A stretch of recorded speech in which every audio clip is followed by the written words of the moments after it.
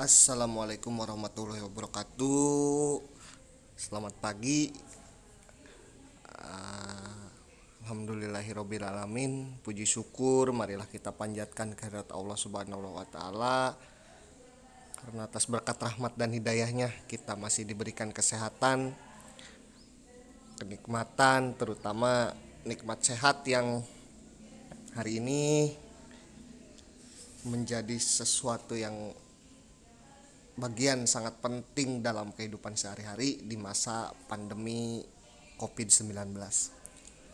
Sholawat beserta salam semoga tetap tercurah limpahkan kepada junjungan kita Habibana wa Nabiyana Muhammad Sallallahu Alaihi Wasallam, kepada keluarganya, sahabat, tabiin dan tabiat, dan tak lupa kepada kita selaku umatnya yang insya Allah patuh dan taat kepada ajarannya hingga akhir zaman. Pertemuan kedua untuk membahas sejarah Indonesia kelas 11 di semester pertama kali ini, kita akan masuk ke bab antara kolonialisme dan imperialisme, yang mana di bab ini akan kita bahas tiga subbab tentang perburuan mutiara dari timur, kemudian yang B-nya kekuasaan kongsi dagang POC, dan yang ketiganya atau yang C-nya itu penjajahan pemerintahan Belanda.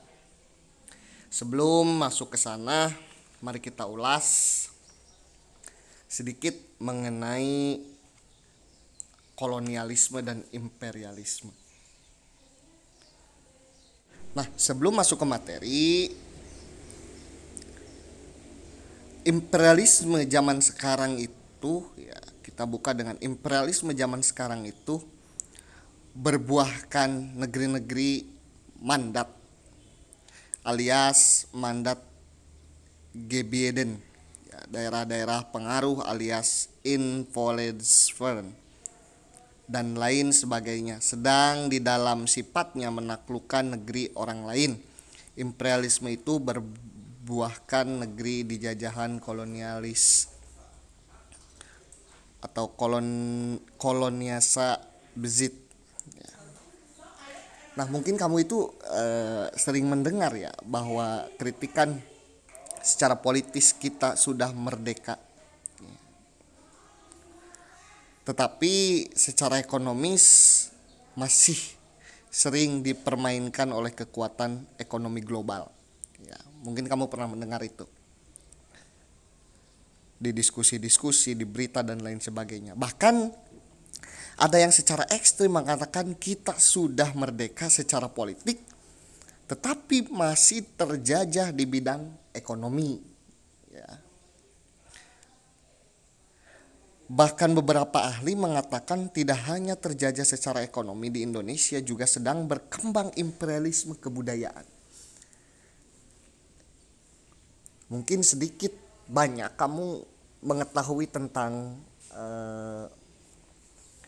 kejadian seperti ini ataupun berita-berita seperti ini ya. Jadi kalau kita melihat berita ataupun diskusi-diskusi itu ya banyak yang membahas seperti ini. Dan mungkin kamu juga pernah mendengar masalah kebudayaan kita terjajah dan lain sebagainya. Apa sih penyebabnya gitu? Kenapa kebudayaan kita bisa terjajah? Di antara kalian mungkin melakukannya tapi tidak menyadarinya. Melakukannya tapi tidak menyadarinya. Kenapa saya bisa bilang seperti itu? Contoh saja seperti inilah. Korea itu dengan kebudayaan K-pop, ya, mereka bisa mendunia, ya, sampai seluruh dunia mungkin ya. Bahkan di kita pun banyak gitu penganutnya, bukan penganutnya tapi lebih penyukanya lah. Ya. Secara ekstrim bahkan fans K-pop itu itu sangat memuja-muja, dalam artian bukan memuja secara paradigma agama ya, tapi yang secara hati itu sangat mendambakan lah istilahnya seperti itu. Kita tidak menyadari sedang melestarikan kebudayaan orang lain dan melupakan kebudayaan sendiri. Kita sering berkoar bahwasanya kebudayaan Indonesia itu dijajah ya, secara kebudayaan. Kita dijajah secara kebudayaan oleh negara asing. Tidak menyadari bahwasannya di lingkungan kita pun ada orangnya gitu. Nah itu bukan berarti menyalahkan ya, kamu suka ini suka itu atau suka kebudayaan luar, enggak. Tapi seharusnya kita mengambil ilmu kenapa kebudayaan luar itu bisa sampai mendunia. Apa salahnya dengan kebudayaan kita? Kenapa kita tidak bisa? Nah itu yang ilmu yang harus kita pelajari dan yang harus kita ambil. Kenapa bisa seperti itu? Dan coba kita aplikasikan itu ya sebenarnya. Nah dapat dirasakan bahwa kemandirian dan kekuatan ekonomi Indonesia ini masih lemah karena pengaruh kekuatan asing dan utang luar negeri yang tidak sedikit ya, bahkan ribuan triliun utang kita itu ya ke IMF, mungkin ke luar negeri lah, utang luar negeri itu. Sementara di dalam negeri berbagai penyelewengan di sektor ekonomi termasuk korupsi masih terus berlangsung di kita. Begitu juga kalau mencermati perkembangan budaya dan gaya hidup sebagian generasi muda ya seperti kita ya, yang lebih bangga dan menyenangi budaya barat. Jangankan budayanya ya, dari mulai pakaian, merek-merek brand dan lain sebagainya kita sangat menyenangi ya. Ada McDonald's, BTS terakhir ya, itu salah satu budaya barat ya. Nah ini contoh lagi ya, anak-anak remaja dan yang akan lebih mengenal dan bangga memakan hamburger misalnya ya, daripada jenis makanan di negeri sendiri misalnya singkong goreng. Kalau secara ekonomis mungkin lebih murah ya, tapi kita tidak tahu kandungan gizi di dalamnya lebih banyak singkong atau lebih banyak hamburger gitu ya. Itu saya tidak terlalu menyalahkan lah ya, karena saya yakin semua orang juga pernah merasakan hamburger ataupun pernah merasakan singkong goreng.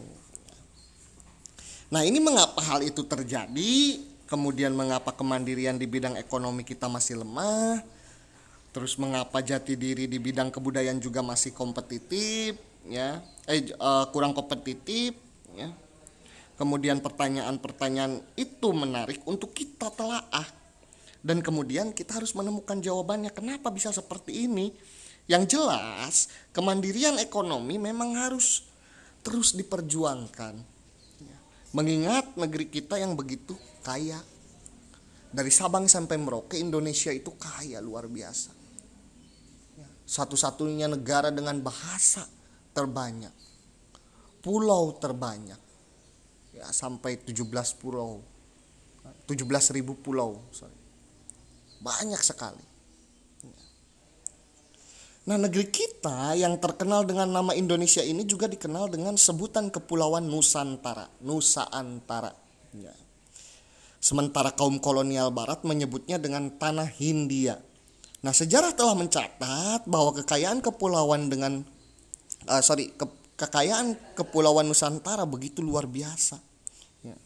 Kekayaan bumi Nusantara ini dapat diibaratkan sebagai mutiara dari timur. Nah itu bab yang akan kita bahas hari ini ya. Oleh karena itu tidak mengherankan kalau Kepulauan Nusantara atau Indonesia ini menarik perhatian kongsi-kongsi Eropa, kongsi-kongsi dagang Eropa ya, untuk menguasainya. Terutama zaman dulu itu sangat digandrungi yaitu rempah-rempah. Nah makanya terjadilah perebutan hegemoni di antara mereka bangsa-bangsa Eropa yang ingin menjajah Indonesia, yang awalnya mencari rempah-rempah. Nah, ini kemudian perebutan hegemoni ya selanjutnya. Akibat penjajahan dan dominasi asing telah membuat jati diri dan budaya bangsa terancam dan menjadi rapuh ya. Begitu juga kehidupan sosial ekonomi menjadi tersendat. Kalau kita renungkan masalah tersebut, bisa jadi berakar dari berkembangnya kultur kolonialisme dan imperialisme barat di Indonesia sejak abad ke-17. Nah, mulai saat itu kita tidak memiliki kemandirian dan kedaulatan baik secara ekonomi ya, politik, sosial maupun secara budaya.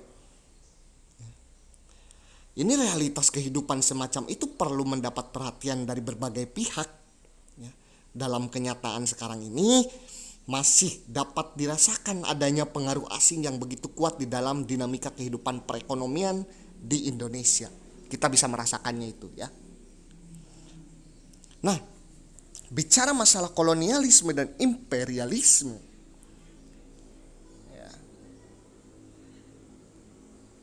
Bicara masalah kolonialisme dan imperialisme. Nah, ini apa sih awal mula atau kenapa bisa terjadinya perburuan mutiara dari timur atau orang-orang Eropa menggandrungi Nusantara untuk menjajahnya? Ini awalnya dari mana? Bisa kita lihat, ini bermula dari jatuhnya Konstantinopel. Ini bermula dari jatuhnya Konstantinopel 1453 Masehi. Ya. Kemudian keadaan ekonomi dan perdagangan di Eropa Barat menjadi tidak lancar. Ini akibat daripada runtuhnya Konstantinopel. Inilah akar yang menjadikan orang-orang Eropa mencari jalur baru sehingga sampailah di Nusantara ketika itu. Ya, kita ulas dulu kenapa bisa terjadi seperti ini. Ya. Ingat, Konstantinopel ketika itu di bawah kerajaan Romawi Timur, ya, Raja Konstantinus atau Raja Bizantium ketika itu ya. Nah, kemudian Islam mencoba meruntuhkan. Apa sih motivasi Islam membebaskan Konstantinopel? Ini motivasi dari Rasulullah.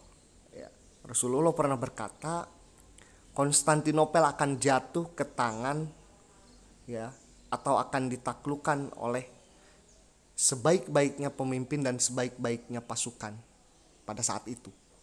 Nah, 1453 jatuhnya Konstantinopel oleh seorang pemuda. Nah, ini motivasi Islam untuk kita ya sebenarnya. Di usia 21 tahun ya, Sultan Muhammad Al-Fatih dapat menaklukkan Konstantinopel atau membebaskan Konstantinopel. Kemudian Konstantinopel yang menjadi bagian dari kerajaan Romawi Timur ya, itu bisa dikuasai atau bisa dibebaskan oleh Islam pada saat itu. Nah, sehingga pada saat itu jalur perdagangan Eropa Barat ditutup oleh kerajaan Islam. Yang terjadi adalah orang-orang Eropa mulai mencari jalur baru. Nah, ini faktor pendorong bangsa Barat melakukan penjelajahan samudra. Yang pertama itu adalah jatuhnya kota Konstantinopel ke tangan bangsa Turki saat ini ya, sehingga muncullah semangat reconquista atau semangat untuk membalas kekuasaan Islam dimanapun berada. Ini ada ya, ini tercatat dalam sejarah, yaitu ditaklukkannya Konstantinopel oleh Sultan Muhammad Al-Fatih.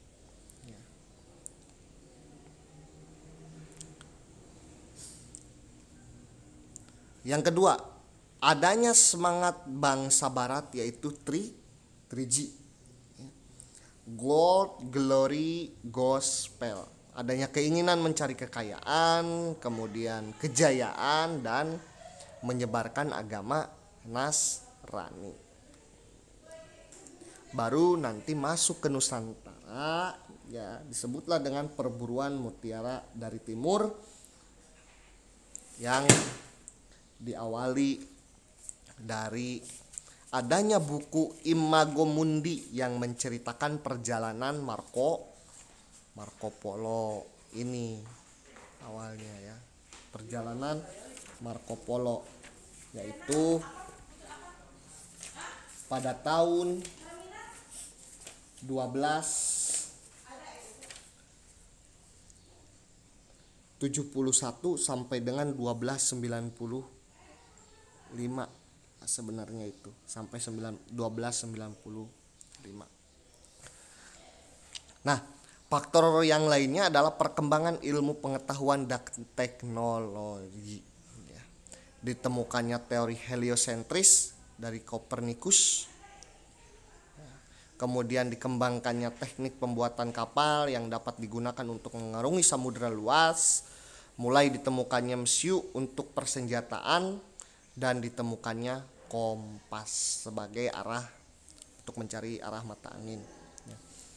Nah, perjalanan Marco Polo, kalau kalian tahu, di dalam buku Imago Mundi, ini Marco Polo bahwasanya melintasi Nusantara yang kemudian melihat unicorn. Nah, unicorn ini sebenarnya bukan unicorn kuda bertanduk satu ya, tapi unicorn ini adalah badak bercula satu itu sebenarnya. Oke, untuk awal itu saja dulu ya. Next penjelasan selanjutnya kita mulai masuk, karena ini terlalu panjang, kita mulai masuk ke motivasi, nafsu, dan kejayaan Eropa di materi selanjutnya. Oke, terima kasih atas segala perhatiannya untuk materi pertemuan sekarang. Assalamualaikum warahmatullahi wabarakatuh.